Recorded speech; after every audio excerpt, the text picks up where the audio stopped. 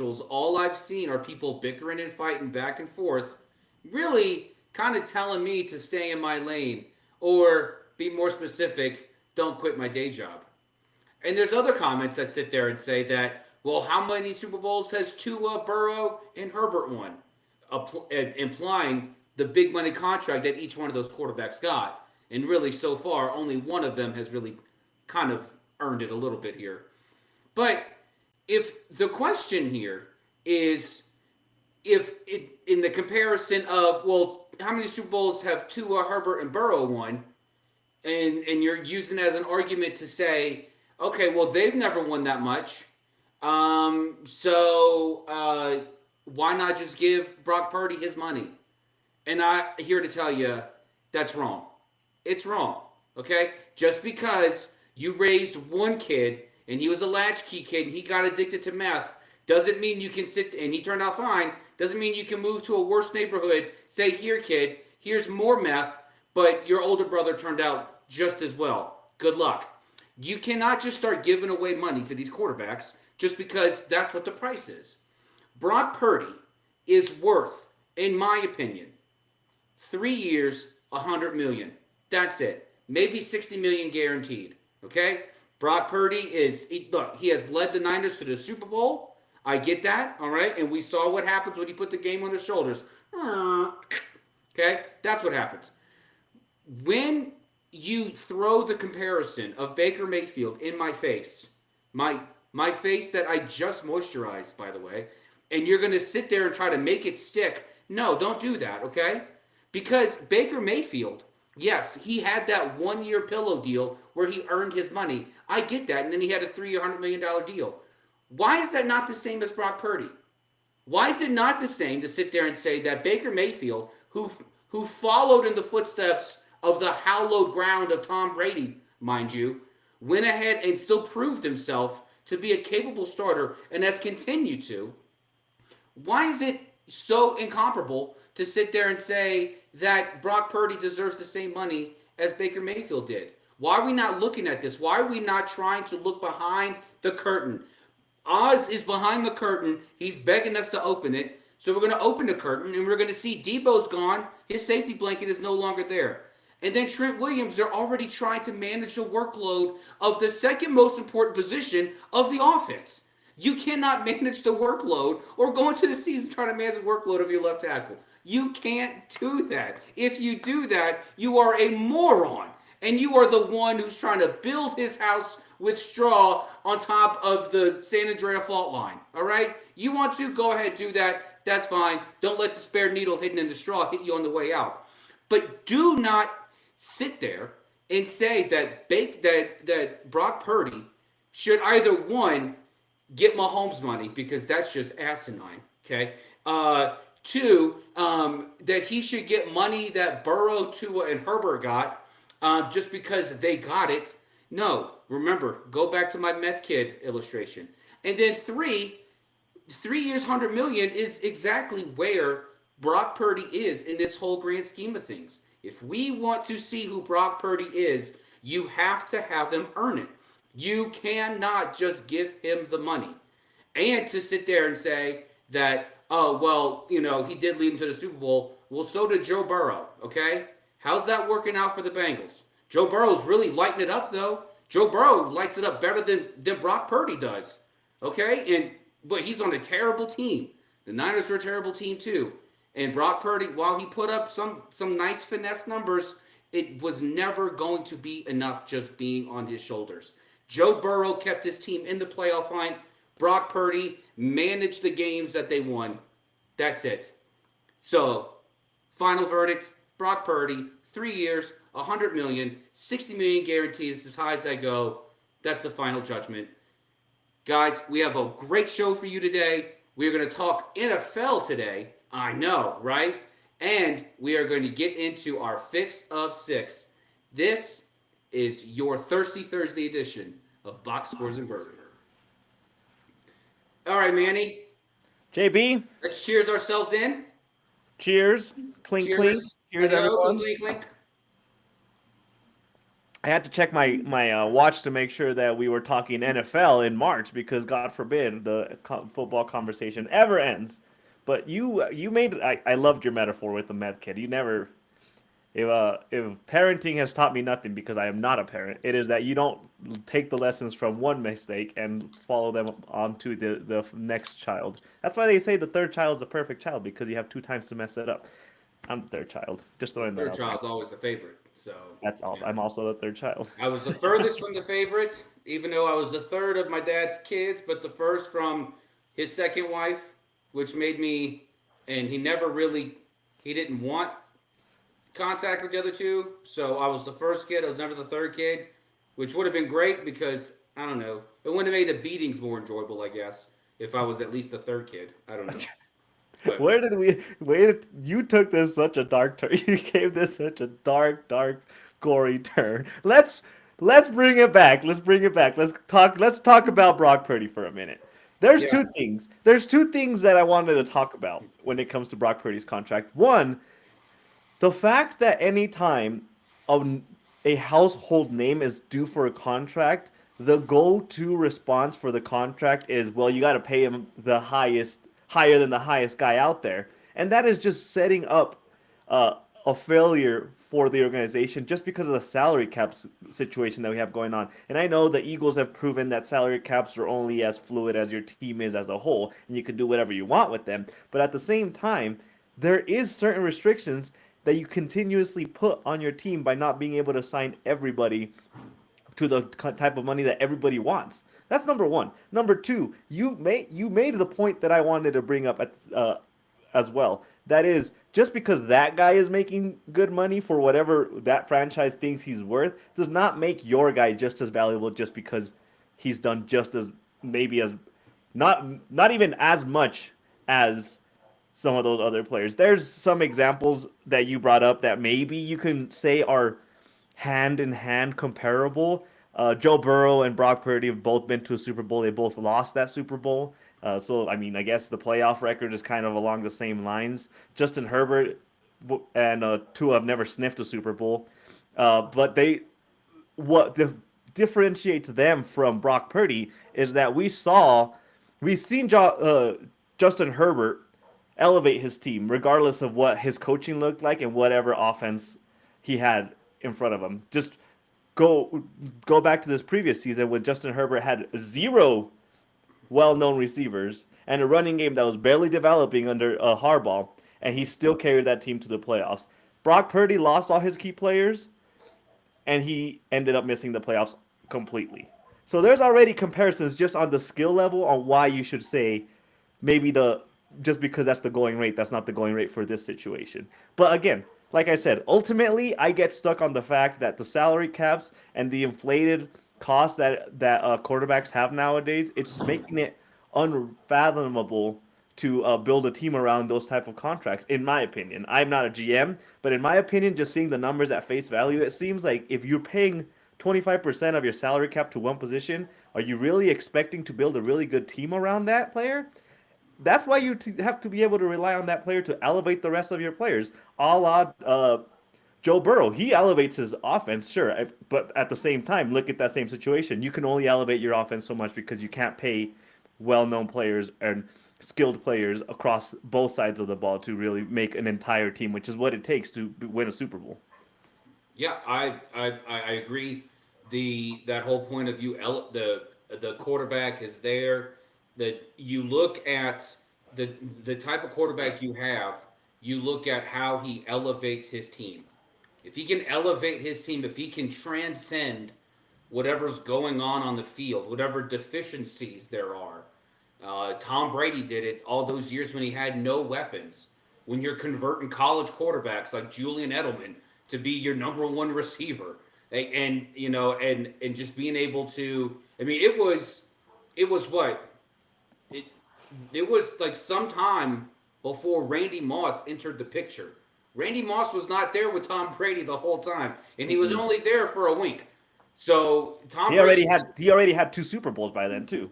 exactly, Yeah. yeah, exactly. And so so for people to before people say, well, he had Randy Moss, he had two Super Bowls already before he had Randy Moss. Okay, and he already went to a handful of them before Moss came into the picture. So if we talk about a quarterback and how he elevates his team, I think that's a great point because and that's why I brought up Joe Burrow. Hmm. Tua probably doesn't even remember he signed a contract. Uh, That's the one. I have no argument for that one. If you bring up Tua, I'm going to say, well, yeah, you got a point because Tua hasn't done anything regular season, no post he's or done postseason. nothing. He stayed healthy for a season. That's good. And then Justin Herbert, yeah, I mean Justin Herbert has gone through change after change after change, and he had his best season statistically. And look what happened with the Chargers this year. I mean, they didn't get that far, but hell, I mean, like, we sat here the offseason saying, well, I mean, if they make the playoffs, it's because of John Harbaugh and or uh, Jim Jim, Harbaugh, and Jim it was Harbaugh. true. Jim Harbaugh got this team to where they were, Hmm. and when you look at Joe Burrow is a prime example of yes, you can give a guy the money, but is he going to continue to be the guy that's going to elevate his team? He was the guy that elevated this team on the rookie deal. He got his bag, and he's still doing it. That Bengals defense was so laughably bad. It was so bad that Joe Burrow had the Bengals on the verge of the playoffs if it wasn't for the Chiefs resting their first and second string and playing the practice squad against Denver. If that doesn't happen, if Kansas City has something to play for, Cincinnati's in the playoffs. So Joe Burrow elevates this team. He elevates the Bengals. He absolutely does. Hmm. And have I seen that from Brock Purdy? I've seen Brock Purdy manage a game quite well. He can manage a game. He does it with the best of them. But he has managed the game when all his pieces were healthy. When Debo was consistent. When Kittle was just doing Kittle things. When CMC was healthy. Okay? When you have Mr. All World lined up behind you in the eye, you really have not much to worry about. I would argue. So being able to elevate your team is something that is important. And I have not seen that from Brock Purdy. With that said, he's absolutely worth Baker Mayfield money. Absolutely worth it. And I'm going to sit here and say the same thing. I think Sam Darnold should get the same contract. If I'm John Lynch, I am trying to set the market for what the quarterbacks are going to get this year. Because Darnold's going to get paid. Purdy's going to get his bag too. And there's going to be another quarterback out there. I don't know that's going to be comparable. I don't know. Russ might get well, no, Russ is still getting paid by the Broncos, so he's getting league minimum anyway.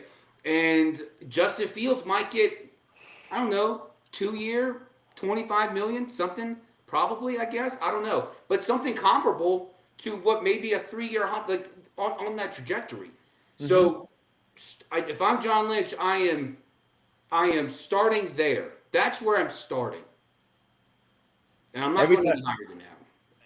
if I was John Lynch, I'd take the approach of here's 120 million. Every time you say no, I'm going to take off 10 million until you say yes because that's what you're worth. Yeah, I mean it is a great story, and I think people conflate the narrative with what we see on the field. Yes, he was Mr. Irrelevant. Yes, it's a wonderful story. Yes, he kicked Trey Lance, the number 3 pick, out the door, so now he can just slum it out in D Town. But that let's not confuse where he's gotten, like from where he started to where he is now with what he's worth on the field. You can't conflate the two, and I think that's what's happening. I think here's you're another seeing this. here's another point about Brock Purdy on this contract situation. He's 25. If if you said yes to a 3 year deal and somehow you fall off a cliff in 3 years, you weren't deserving of that money. But at the same time, if you take a 3 year, 110 million dollar contract, you're gonna be 28. You should still be going into a great position to get Yeah. a max contract, reset the Hmm. market then. Because if you Yeah. set the market now, you're only putting that much more pressure on you, and then you only really get one solid bag because you're not Yeah. going to sign another huge Hmm. contract in 5 years if they give him a Yeah. 5 year contract. If you're 28, going into free agency or a last year of your Mhm. contract and you balled out, you are in a hell of a good position to make a lot of good money your entire career instead of that one contract that a lot of players tend to get. You Yeah. get one contract. If you're really, really Yeah. good, you get two big contracts, but that's not really something that's that common. You get one chance at get your money. Get it when you're going to be entering Yeah. your prime. Why rush something if you really believe that you are the guy that you have put on Yeah. the field that you are? Yeah. 28 years old will be more than enough time for you to make way a lot more money than you could make right now. Yeah. But I mean, Absolutely. ultimately, every player, I'm not gonna judge every player for wanting to get their money at right away because every player should strive to get all their money. Yeah. But there's a little bit of strategy that you should be taking with this approach. And I think Birdie's in a good position to be able to play that strategy and play the long game just because of how long he's been in the league, what he the type of success he brought to the franchise early on to prove that he can be a franchise quarterback. He's in a great position to play the long game with that team. Yeah. He is. Yeah. And uh, so you know, kind of, kind of just closing this out. Being able, you look at a guy like Kirk Cousins, who who agented himself to half a bill, and on what 3 year contracts. Yeah, Like he just, and he was. It seems like so long ago, but Kirk Cousins was the first guy to get a fully guaranteed deal. yep, Kirk Cousins. yep, Kirk Cousins. Did you hear me? World. Kirk Cousins was the first one in a time when Tom Brady and Peyton Manning and Aaron Rodgers, Ben Roethlisberger, Russell Wilson, hell, even Eli Manning. These were humans that were walking on the planet playing the same position he played at the same time he was playing. And Kirk Cousins was the first one to agent himself to a fully guaranteed deal. And he's continued to do it. yeah. He, that's been one of the most under analyzed contracts or really careers ever because Kirk Cousins, and we're not necessarily taking a deep dive into Kirk Cousins, but the level of play that he's consistently Mhm. shown should not have matched up with the type of Mhm. contracts that he kept getting, but he kept getting them. Yeah. And that's kind of like the point to tie it back into Brock Purdy. Just keep getting contracts Just and keep get doing your your 3 year thing. yeah, Hell, say, look, if John Lynch comes to Brock and says 3 years, 100 million, 60 guaranteed.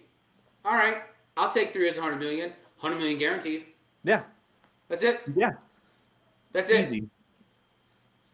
And if he Easy. says anything, well, Kirk Cousins got more than that guaranteed, and he never went to a Super Bowl.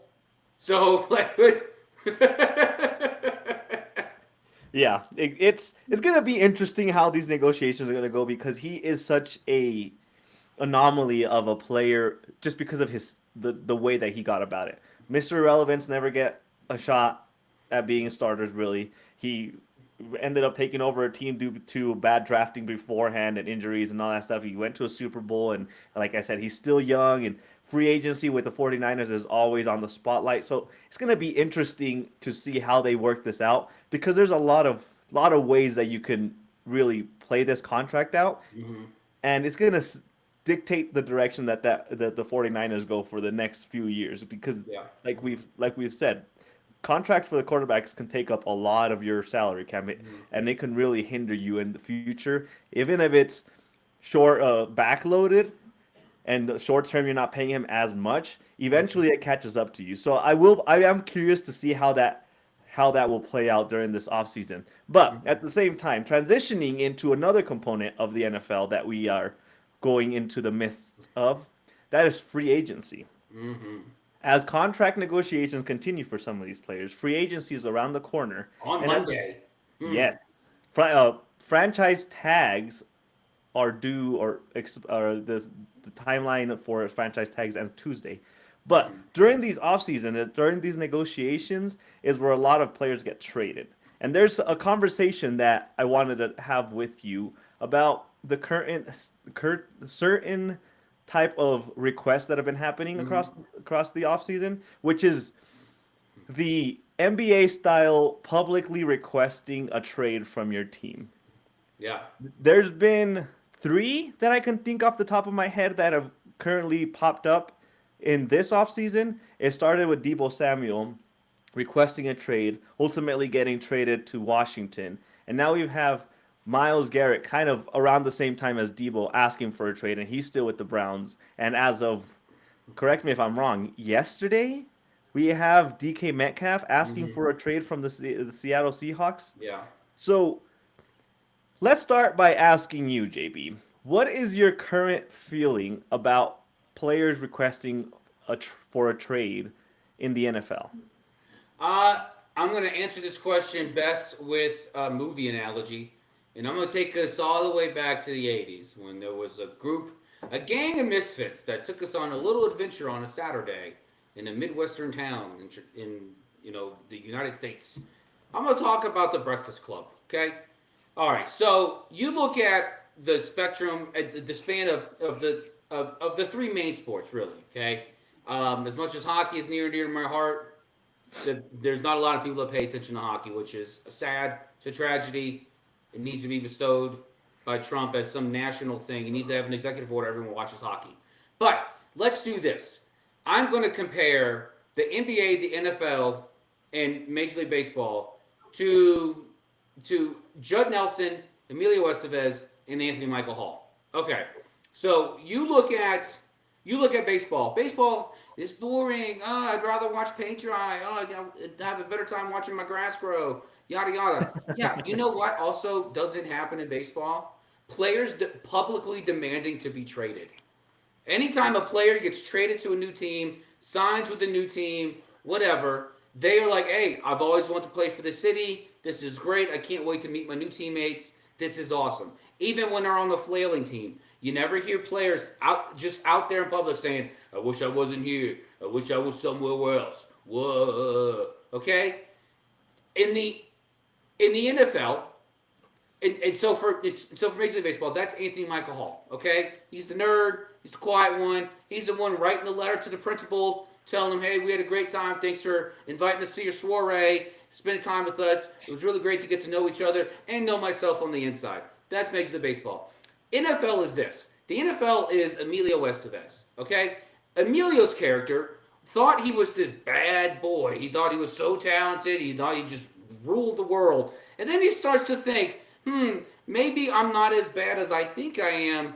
Maybe I am. Maybe I need to exert some of my power, I guess. I don't know. He doesn't understand the boundaries because he doesn't push them enough. That's the NFL. The NFL is full of Emilio Estevez's running around saying, I want to be traded. Ah! And they overblow their value because they really have no idea what their value is. Because they found their value in their talent. They don't know who they are really. Okay? Emilio, give me a hug. It's fine. Okay? The NBA is Judd Nelson.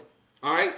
Judd Nelson comes from a home where they're putting cigarette butts in their arms and they're just letting the kids, the parents are, and we've talked about this. That's the NBA. That is trademark NBA. The children are screaming. The parents are screaming down to the kids. There's no discipline. There's no order. It's just straight chaos. That's all it is. Okay? And then, but you do it to get people to watch you. And guess what? NBA, no one's watching you. Okay? Nobody wants to be invited to your house of chaos. All right? Yeah, I feel bad for Judd Nelson. Okay? I feel bad for his dad. I feel bad for him. His dad's putting cigarette butts in his arm. But guess what? Don't act out. Okay? You have a choice here. Okay? You can stop acting out, NBA players. You can stop doing that. And that's what the NBA is. And so when we go back to the NFL, and we're sitting there trying to, dissect, how JB feels about it, I feel that NFL players to just shut the F up. You're making plenty of money. Just shut up. Shut up. Just be quiet. Okay? You're making oodles of money. You're making generational wealth here, and you're complaining because you're wearing the wrong laundry. All right? Look, DK, there's nothing wrong with Seattle. Gino's having a great resurgence. All right? Mike McDonald's a good coach. Why are you trying to get out of that? If everything you've seen, the NFC West is flailing. We have no idea who the Rams are any year. We just know Sean McVay comes there and does his McVay magic, and they somehow find themselves in the playoff picture. The Niners, there's turmoil. We have no idea what's going on there. We don't know what's going to happen. No clue. Brock Purdy can go into the season playing on the last year of his deal, and then what happens? They don't know. And guess what? Brock Purdy's still their quarterback, and he has no Debo Samuel, and he's got a left tackle playing at 50%. The Cardinals are the Cardinals, all right? In the words within the screen, we are who they thought they were, all right? They're the Arizona Cardinals, okay? So if you're in Seattle, you're like, this is a hard division to take. Where do you think you're trying to go? You know, sometimes the grass is always only greener because they let their dogs shit outside all day and they don't pick it up. All right? Do you want to step in dog doo-doo? I don't think you do. I don't like it. It's hard to get out of shoes. I can't imagine stepping in cleats. That's got to be difficult. It's got to be awful. It's terrible. And the smell in the locker room, it already smells bad enough. You want to bring dog crap in there? Just stay in Seattle. Why are these players like, okay, Myles Garrett, okay, I understand. Myles Garrett has God. He's got an argument, all right? Bless you, Myles Garrett. Bless you. He's got an argument, all right? That whole city is just dogs crapping on lawns. And it's just but for the most part, just stop flexing your muscle for the sake of flexing your muscle. You have value where you are, and your value can very much bring your team over the top.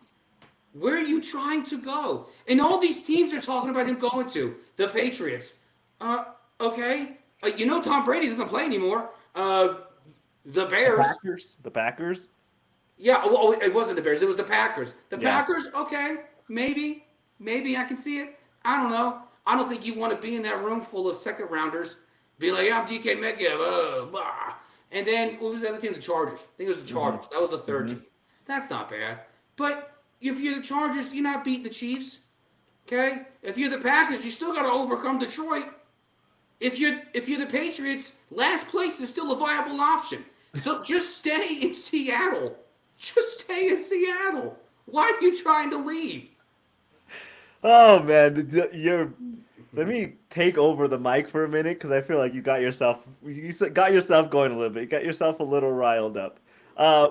There's a couple things about these trade requests that I'm trying to understand fully. First off, let's start with the one that already happened. The Debo Samuel trade happened at the request of him. After signing a contract, he requested to get traded from the 49ers. I don't know why he asked to get traded. I don't know what is going on in the organization, but that's to your point as far as staying in that division. The 49ers seem like they're kind of on a spiral of in a dust storm like we've been having here, and they're kind of trying to figure out where they're going to land. But by him requesting a trade, he tied the 49ers' hands because a team, specifically Washington Commanders, ended up giving them a 4th round, 5th round pick to take him off.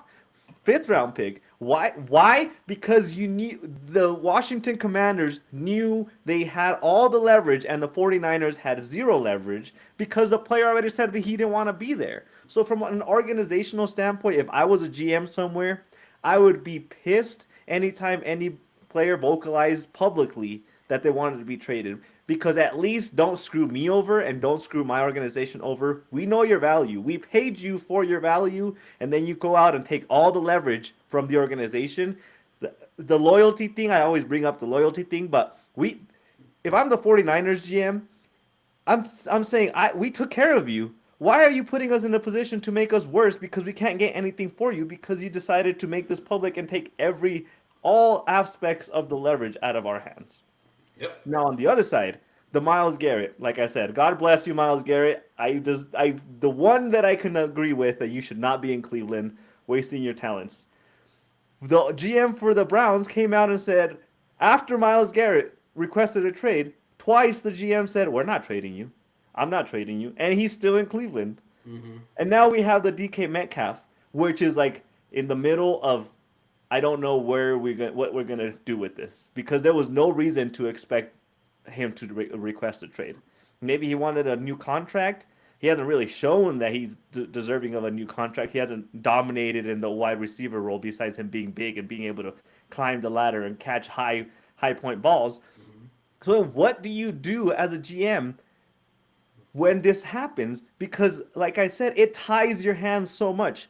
Do you stick to your guns and say, I like this player, this player is good for our organization, we want to build around this player, and then you piss off the player, and God knows what that looks like if Miles Garrett is still in Cleveland, if he's gonna play, if he's gonna hold out, what is that gonna look like? And on the other side, Deebo Samuel, like I just said, he completely screwed over the 49ers by asking to trade because they had zero leverage to go on based off of what teams could believe he was worth and what kind of skills he could bring to the table. It's from an organizational standpoint, it is a lose lose no win situation for them because there's no way you come out on the right side of that no matter what you do. There's no winning a trade request when it's public like that, because then it's not no longer internal. It's all just a public show for whatever charade you want to play for the social media and overall the public eye. The metaphor that you gave is honestly pretty on point. The way that I look at it, when this kind of stuff happens and the player vocalizing their wants, it's like a first time parent. The NFL is like a first time parent where like the kid is like crying. It's like 2 year old like I don't. I'm crying because I want something, and the parents are like, I want to give you what you want, but I can't really figure out how to give you what you want, child. Can you just talk to me instead of just throwing a tantrum? Just talk to me. I want to give you what you want, but I need to know how this works. That's the NFL right now. They want to give the power to the players, but they just can't figure out how the hell that works because it's never happened before. And we talked about this last episode, a couple episodes before. The NFL is kind of like reeling that in, but at the same time, you can tell that they're like giving that little bit of a rope to kind of give that voice because they know that the players drive the league. But at the same time, they're like, how do we manage this? How do we do this? And it's just putting the NFL in such an awkward position because you see the NBA, you see how wild that is becoming, where every player, because they get 38 instead of 39 minutes on the court of playing time, they ask for a request, and they see how that instantly blows up in their face. And then you see the MLB where you're like, okay, well, none of those players complain. The NHL, none of those players complain. They seem to be doing pretty good. How much do we really give those players? Because we're like between a rock and a hard place right now. Yeah, it is it's fascinating to me how the players think that them publicly demanding a trade gives them more leverage. It does not give you more leverage because guess what? If DK stays and he hits free agency, well, maybe some teams would be like, oh, maybe I don't have to give him as much. Maybe I can give him a little bit less just so he doesn't have to play in Seattle. Mm-hmm. I understand you demanding it behind closed doors. And, for all we know, that might be happening in the MLB. I don't know. Probably it could be. But it's not getting out. But but the players in baseball understand there's leverage because what they get is fully guaranteed. So if you're going to sit there and say, I love it here, that other team X is going to be like, yo, we need to sweeten the pot for this kid because he does not want to leave. We need to give him whatever he wants. Yeah. All right. It's just it boggles my mind, and and it makes sense because who are these 30 for 30s made about ex-athletes who have no money? NFL, NBA stars. They got no money because they're just blowing it. Okay, they're not trained in the ways of talking to people. Okay, that's not their skill set. And you see it when they're playing because it's like no wonder you go bankrupt because your uncle or your father is just swindling you for millions upon millions of dollars because you're out there just screaming from the rooftops and you're doing this and they're over here doing this thing right here and you don't even see it because you're too busy worried about you. So just understand what you have and just play the cards. I got no problem if you want to be traded. I got no problem with that. But stop crying about it.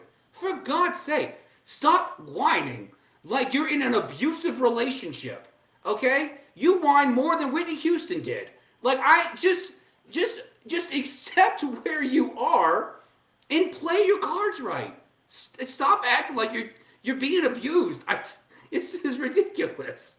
Yeah, it really is. I'm curious to see because we have the two players that we've been talking about, pretty household names. I would consider them top of the household name, especially for their regions. I'm curious to see how these dominoes fall because it will definitely dictate how future players look at things and how they decide to approach their the outspokenness for getting trades. Let's play GM for the sake of it, just for a couple seconds, and let's assign where these two players should go. Okay. Where do you think DK Metcalf will be in the beginning of the regular season? Where do I think he will be? Yeah. Or if you were, let me put it this way: if you were a GM for any team, what team would you be to go and get DK Metcalf? If I'm New England, I'm gonna try to get DK. You got a young guy. You got a young QB who has promise, and New England's sitting so high up the top of that draft board that if they go and get DK, they can either trade out of that pick and not have to worry about getting so much of a weapon for Drake, and then they could trade back and get more assets, or you can focus on building up, strengthening the trenches. The interior D. You can focus on that, or maybe even just trade back a little bit, stay in the top 10, go get Mason Graham. That dude's gonna, disrupt whatever's going on the opposing on the opposing offense. So if I don't know who the GM in New England is, I don't know, but if I'm New England, I'm going out and saying, hey, I'll give you a conditional I'll give you a conditional fourth round pick for DK Samuel. A conditional fourth. Metcalf. And, yeah. I'm sorry, not Debo for DK. I'll give you a conditional fourth. I will sweeten. I will pay just a little bit more than what Washington paid for Debo, and I'll sweeten the pot for you just a little bit more. I'll give you a conditional fourth. Well, and so for DK Metcalf, I feel like he would fit in well with the Chargers. The Chargers need a weapon. They need a dominant weapon on the outside that can spread out the field. Only because of the causation way that Jim Harbaugh likes to build offenses, where he wants to open up the pass offense through the run game. And if you have a DK Metcalf, which is a fast human being, not just fast for his size, just a fast human being. And if you're building an offensive line and a run game, DK Metcalf is going to have every opportunity to get as many touchdowns as he wants because Justin Herbert can get the ball to him wherever he's going to be down the field.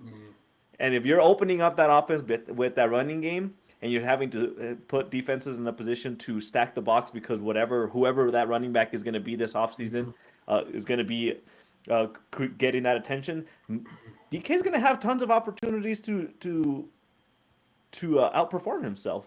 Yeah. Now, what about on Myles Garrett? Howie Where would you Roseman's like- playing 4D chess. He's running circles around everybody. Myles Garrett's going to be an Eagle. Let's just let's just admit it. Let's just admit it right now. He's going to be an Eagle. That's it. I hope not. The God. team I think who should go out and get him, and this kind of plays into what we're going to talk about next. But Detroit. Detroit, I think Myles Garrett playing in a Dan Campbell scheme would be just, or in a Dan Campbell culture.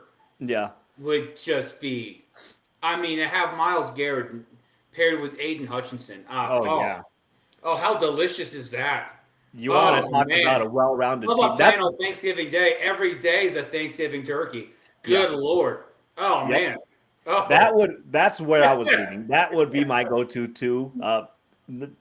Not just matching him opposite of Hutchinson, but just while rounding that defense because we saw the glaring holes whenever key when that players whole were out. that whole defense was on the injured list. Yeah. Yeah.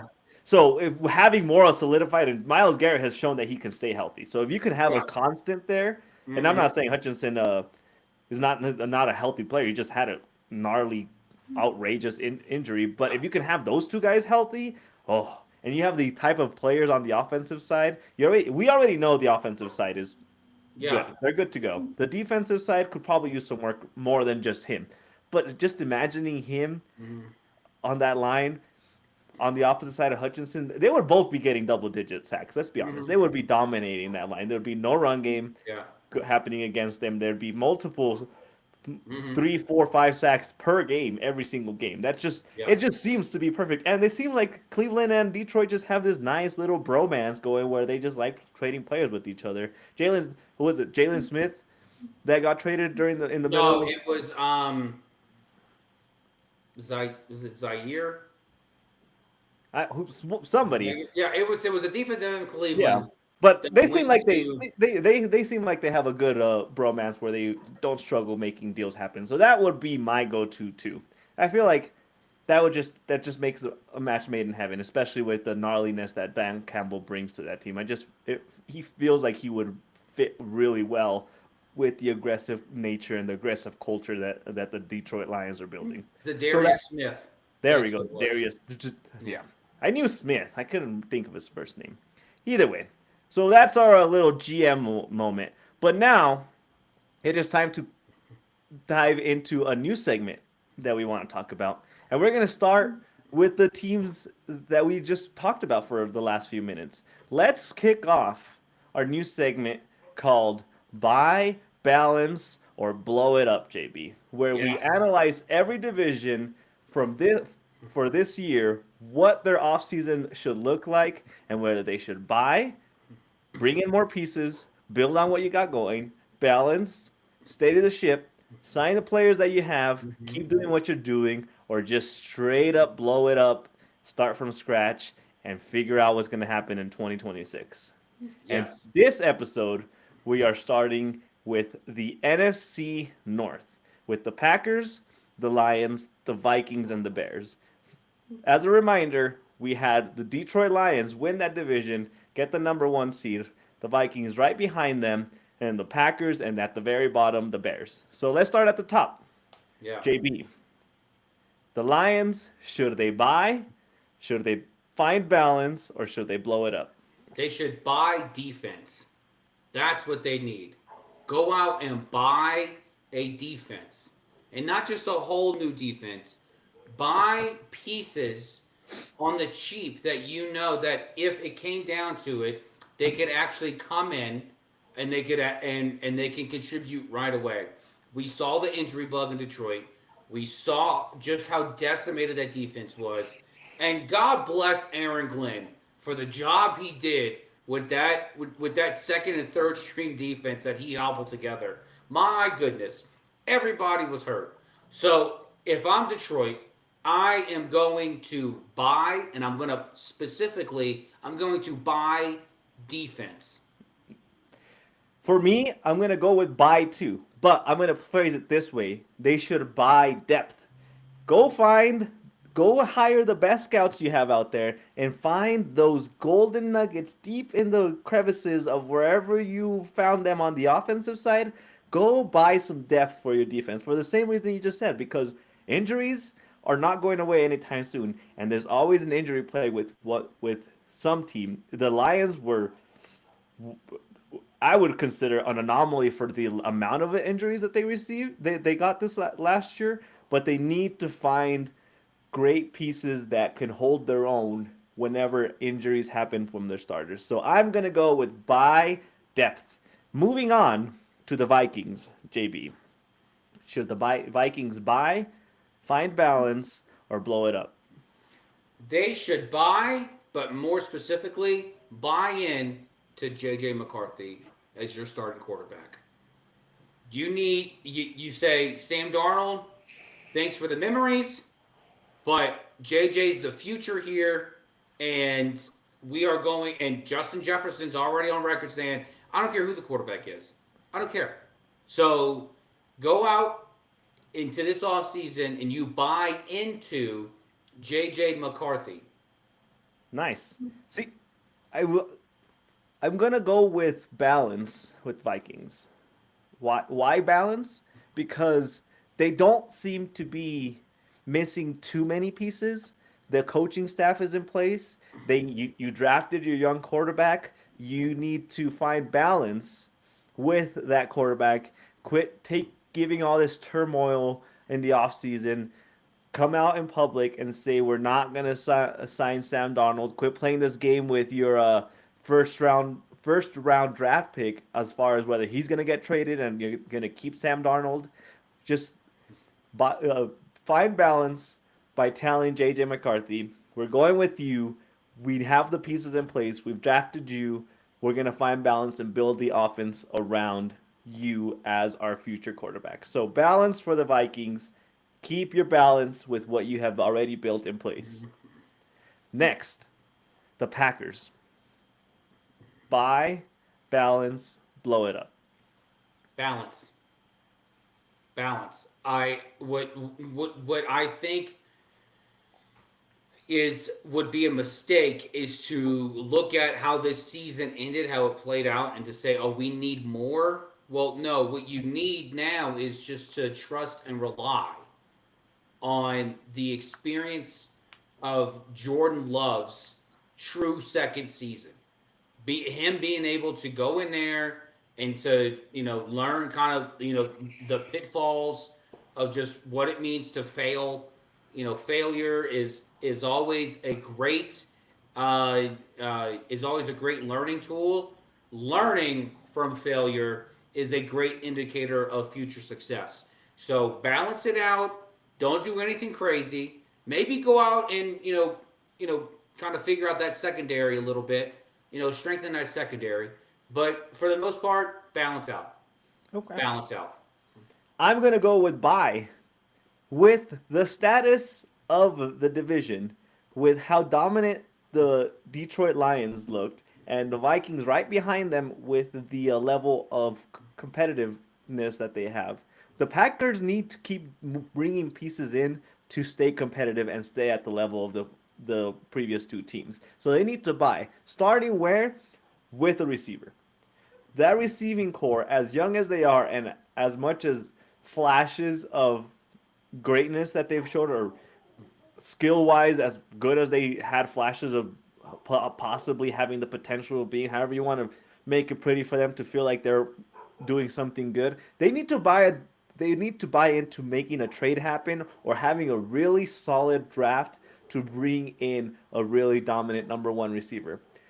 Watson was not a number one receiver. As much as they tried selling him as a number one receiver, he showed too many inconsistencies with that wide receiver one role, and then he ended up getting hurt, and that offense completely fell apart in the passing game. So you need to go buy a wide receiver. You need to go buy some weapons to make your offense at the same level of the Detroit Lions and Vikings when it comes to offensive explosiveness. So buy offensive weapons, buy a receiver. And lastly, at the bottom, the Chicago Bears.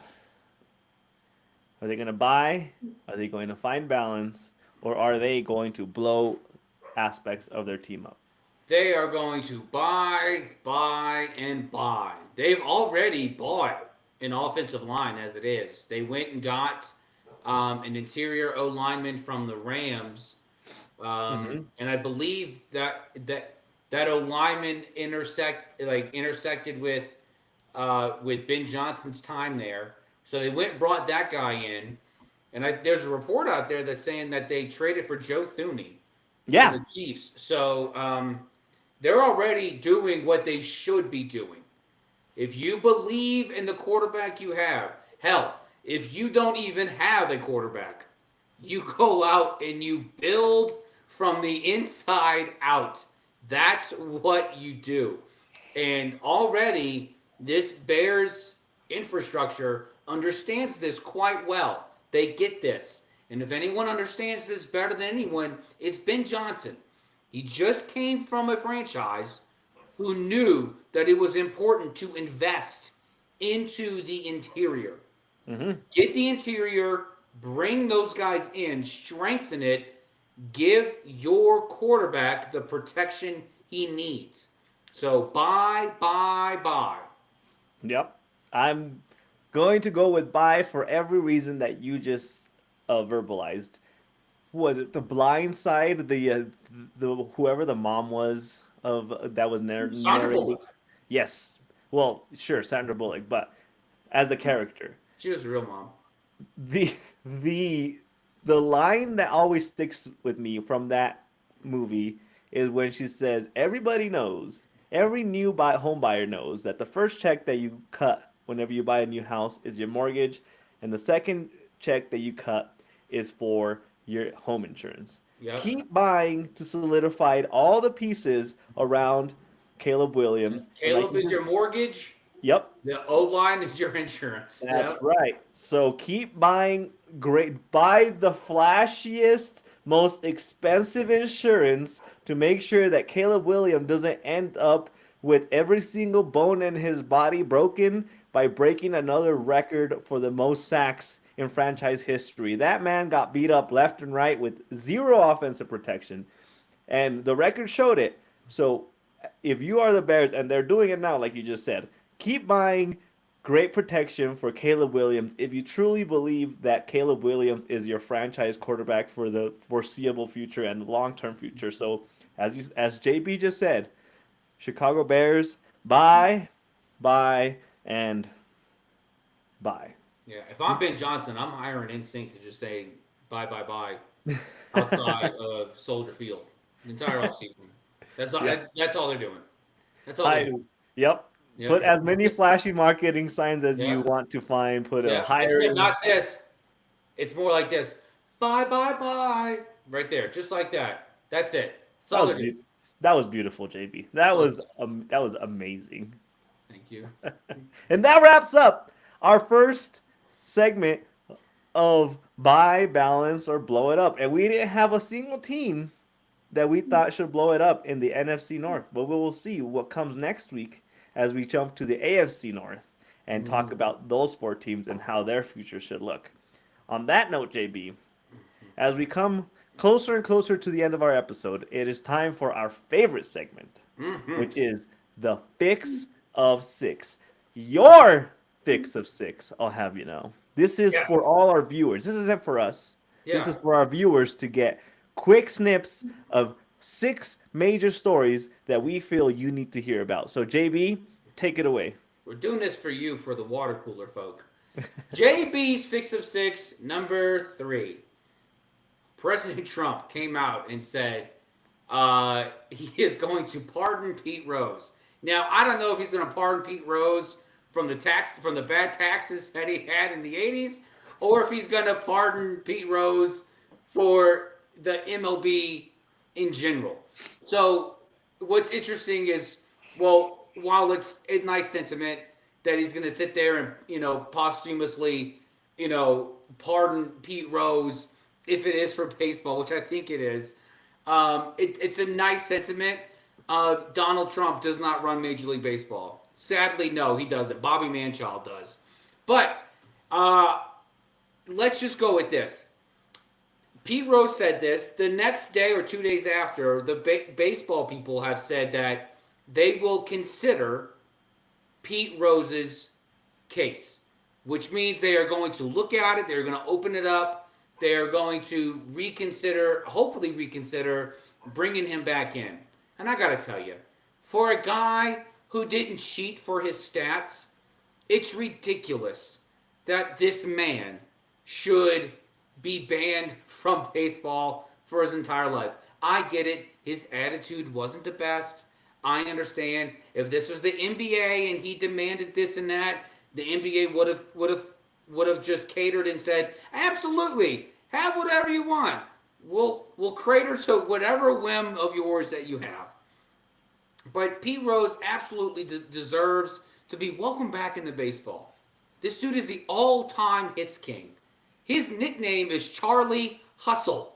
It's Hustle is in his nickname, and I, you would love it if you saw players today hustle down the first baseline. Carlos Correa, I'm talking to you. Just just let the man back in. I'm not saying you got to let him into the Hall of Fame. That would be nice. I would love that. I would love to see Pete Rose plaques and memorabilia in Cooperstown. That would be awesome. But at least lift the ban. It's idiotic. It's stupid. And honestly, if anyone deserves a ban, it's someone like A Rod, who when we had drug testing, he still cheated multiple times. So just let the man in. JB's Fist of Six, number two, segues right into my next one. The Baseball Hall of Fame committee has come out and said that they are considering that if a player is not on at least five of the 16 ballots that of the Hall of Fame ballots, they are not allowed to be considered for the next three consecutive ballots. The same goes for the era committee. Now, I'm not saying that this has anything to do with Pete Rose, but it does seem to be a little bit retaliatory to if you let Pete Rose in, then you have to draw the line somewhere, and it might be for steroid users. Now, I've sat up here, and I have been a staunch defender of steroid users in the 90s. Faye Vincent did nothing. Bud Selig did nothing. Bobby Manchild did something, but it was well after that wonderful summer of 98. Mark McGwire and Sammy Sosa deserve to be in the Hall of Fame. I'm a Cubs fan, for goodness sake, and Sammy Sosa was far from my favorite player. But for me to ignore what that man did for Major League Baseball would be a crime and a travesty, and I would be considered a hypocrite for doing so. But again, not saying this is a preliminary to stop the advancement of PED users, but it seems that way, and it seems awfully convenient. It's coming on this news is coming on the heels of them reopening Pete Rose's case. JB's Fix of Six, number one, and I forgot what it was, but I'm going to do one off the top. Stephen A. Smith just got his new contract for ESPN. It's 5 years, $100 million. I get it. Whatever. Okay, awesome. But remember the times ESPN used to mean it used to be Spanish for sports? I'm starting to think ESPN is Spanish for victimhood because there was nothing but people on this alleged sports network that just talk about things that have nothing to do with sports. And I bring this up because Stephen A. Smith's contract allows him the flexibility to talk about politics. Why? Why are you talking about politics on a sports network? What are we doing? Why can't we just have nice things? Why can't we have nice things? I just want to be able to watch a sports network that talks about sports. I don't care what your personal feelings are about Ukraine or about Trump. I could give two craps about that when I'm watching ESPN. It is just talk about the sports. Why do you need this? Anyway, Stephen A is going to get his money. He's going to talk about why he's muzzled, and he's going to attribute it to racism or some bullcrap like that. Let's just go back to sports, please. I'm begging you. Let's go back to just talking about sports. Not it's JP's Fix of Six. Manny? JB, you're over here talking about how you just want to watch ESPN and talk about sports. I feel like that ship is long gone for you. You It do is. not. You It do is. not like. Why does it exist? Why does it exist? You don't like ESPN. You do not believe in I anything they are don't. building. I don't think Stephen A. Smith's contract terms and conditions would have made a difference on that take. But on Manny's Fix of Six, Manny's number three, Jimmy Johnson announced that he was going to retire as a broadcaster for Fox Sports or Fox from the NFL talks that he had. Congratulations to Jimmy Johnson after 31 years of being a football analyst for Fox. Here's what I want to throw out into the universe. Why can't Jerry Jones call Jimmy Johnson and say, "Hey, you're only 81. I'm 89 going on 200. Do you want to run my franchise and kind of tell me what is the best way to find good players?" Jimmy Johnson, as a coach, seemed to know how to build a team pretty damn well. References two Super Bowls with the Cowboys in the 90s. He left the Cowboys in 93, 94, and ended up going into broadcasting, and the whole drama happened where Jerry Jones was salty with him and he finally put him into the Ring of Honors, what, two years ago? Maybe even last year. But if you have put Jimmy Johnson into your Ring of Honors and supposedly buried the hatchet with him, I'm not asking you to hire him as your head coach, Jerry Jones. I am asking you to make him, or at least call him and ask him to be some type of director of player personnel and have him help you bring in a championship to Dallas, which is your dying wish as you sunset into your career as the leech of the NFL ownership. Jimmy Johnson, congratulations. I am glad that you got a fruitful career in the coaching world and in the broadcasting world. But if Jerry Jones calls, take his phone call. All Cowboys fans would love to see you help this franchise get back on track to winning championships, or at least being the point of conversation for good reasons. Because right now we're not on a point where we're having conversations about the Cowboys for any good reasons. On Manny's Fix of Six, number 2, I'm taking us to the college basketball world as we get ready for March Madness. Why am I taking us to the college basketball world? Because Adrian Wojnarowski, who is the general manager, athletic director for St. Bonaventure, had an auction recently to auction off some of his phones and paraphernalia from his time as being the NBA insider. And now I have some mixed feelings about this, and I kind of vented to JB before we jumped onto the episode about my mixed feelings. It's cool, superficially, to be saying that somebody can have the phone and the credentials and the little name tag that you got from having insider access to all these special NBA events. It's cool to have that kind of stuff. But Woj, I'm sorry, dude. You are like your your community is about that big. Only people that are really committed to the NBA and to basketball talks really know who Woj is, and the term Woj bombs has a meaning to those people. For you to come out and auction off your phones like they're supposed to be, I don't know, Michael Jordan's sneakers or Michael Jordan's stinky socks. You're not at that level, dude. I saw the going rate for how much your phones went to, and maybe that was a little bit of a realization. He auctioned off 3 or 4 of his iPhones that he used to break the news whenever major things happen in the NBA world, including the Victor Wembanyama and the Anthony Davis news whenever it broke that he was going to get traded to the Lakers.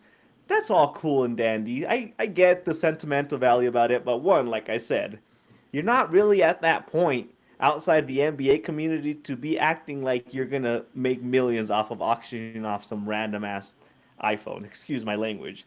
And number 2 on my points for him, it's just, are you leaving contacts on these phones? Like, every time I turn in a phone, I factory reset it and give nothing to these people. If this is a fact, if I was buying one of these phones because I was that committed to having some sort of Woj bomb memorabilia, I would expect at least one good phone number to be attached to that contact list.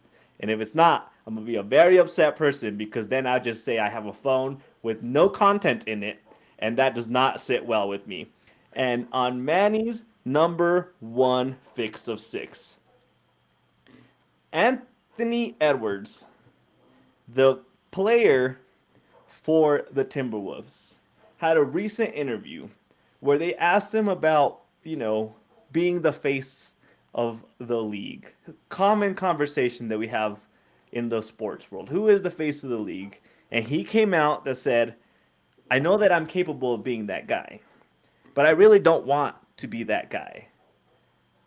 Let me break some news to some people and maybe even to Anthony Edwards.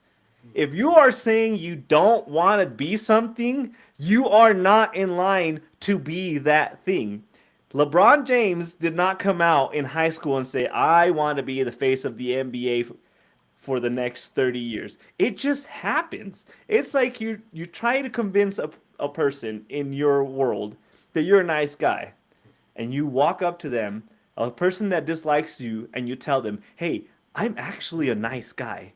Guess what? That probably means you're not a nice guy. So if you're having to verbalize things, you're just not that person.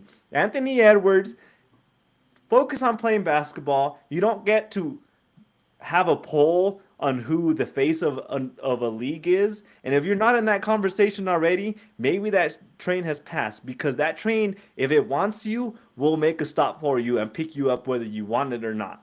Currently, the faces of the league in the NBA are LeBron James and Steph Curry, and they do wonderful things for the league. And guess what? Neither one of them asked for it, and neither one of them came out and said, I want to be the face of the league, or I don't want to be the face of the league. Like I said, if you're meant to be, it will be, no matter what narrative you push out there. You don't get to decide this stuff, and there is no election to decide who the face of the league is going to be for the next 5-10 years once LeBron retires. And that is Manny's fix of six. Yeah, I just want to know how many phones like did Woj have? Did he have like 7 of those phone clips on his belt? And I just imagine they're all flip phones. They're not iPhones. He's just Dwight Schrute with 7 of them around his waist. And maybe Anthony Edwards should, if his bastard father answers the phone, maybe he should ask MJ, hey, how did you become the face of the league? It I can't grasp this whole. Well, I know it's mine for the grabbing, but I don't want it. That's not your call, dude. It's not your call. I would call Victor Wembanyama closer to being the face of the league than Anthony Edwards. And why? Because he's just doing his thing. Anthony Edwards, you're taking the time to acknowledge this type of story. It just doesn't make sense. Why even comment on it? I don't want it. I don't want it. It makes no sense to me. JB, You get know us who out should of be the here. next 2 faces of the NBA? It should be Shea or Giannis or the Joker. It should be one of those 3. They should be the face of the NBA. One of those 3. That's it. There you go. So, What were you drinking, JB? so I had a Redwood Empire bottled in bond that I had sipped on previous episodes of this pod. I went ahead back to the Redwood Empire, but I got their bourbon, their Pipe Dream. It's very good. I don't know what the proof is on this. It doesn't tell me, and I'm very sad. But because it's not nearly as smooth as I'm used to, I'm gonna say it's probably in the mid 90s, probably. And the stick I was smoking was a Liga Privada T52, right there. So this is I had to light it a little bit more than I'd like to, mainly because Drew Estates is infamous for rolling their cigars way too tight. So, um, but my wonderful wife bought me an electric humidor for my birthday, which Nice. is awesome. So this sat in the humidor. I bought it from Padres Cigar Lounge here in Corrales, and I also let this sit in the humidor for probably close to a month. It was I didn't have to light it nearly as much. It was a good smoke. Manny, what did you drink? I brought back a brandy, JB. I am drinking. was drinking an homage.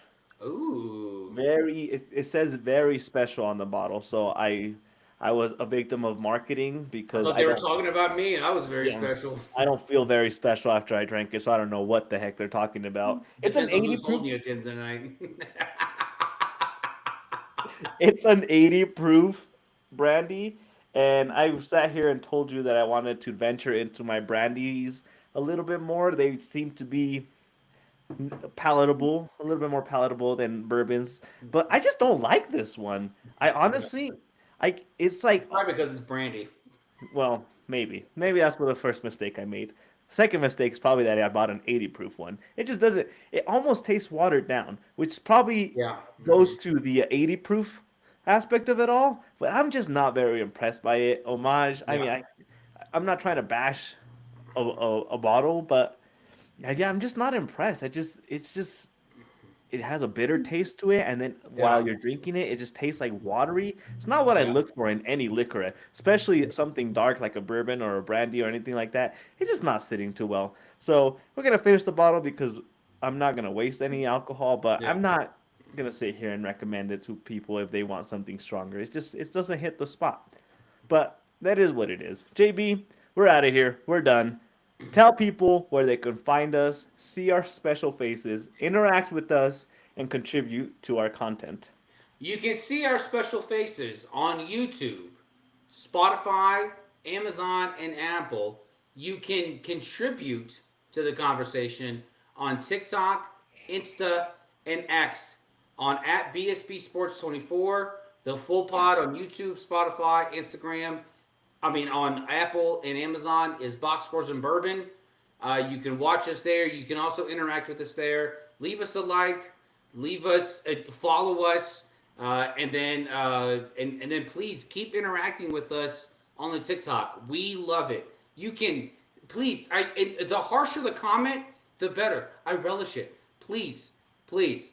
You don't know me at all, so just leave me the worst comment you can, and then I will respond, and then maybe you will get a glimpse into who I am as an individual. So just follow us, like us, leave us a review. It means a whole lot. Manny, until next time, stay thirsty. Cheers, everyone. We'll see you next week.